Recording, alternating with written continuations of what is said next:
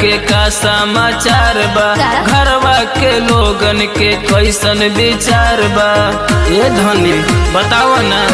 अच्छा बताओ धनिया घर के का समाचार बा, घरवा के लोगन के कैसन विचार बा।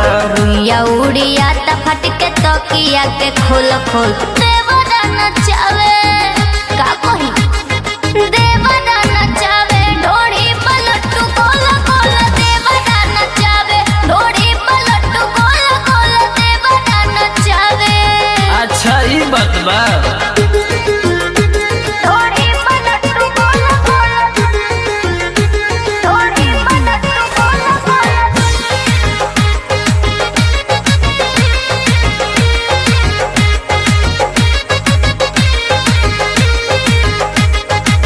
जवनिया के जतन से रखी है रनिया, कितनो छिड़की मोहब्बत के पनिया।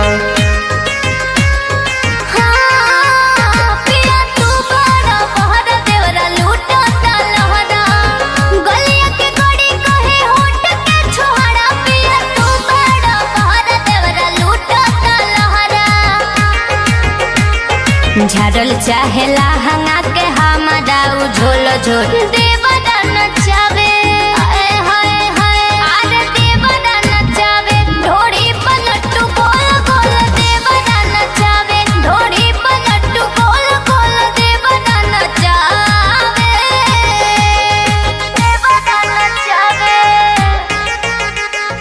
देवरा नचावे ढोड़ी पलटू गोल गोल।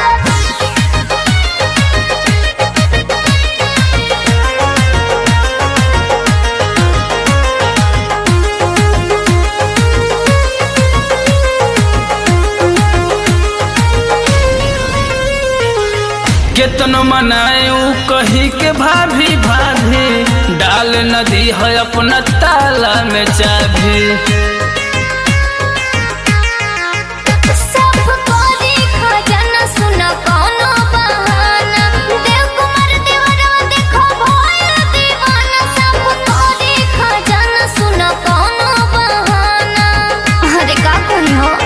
पियावा जो गाड़ी भइल बाड़ बकलोल लोल देव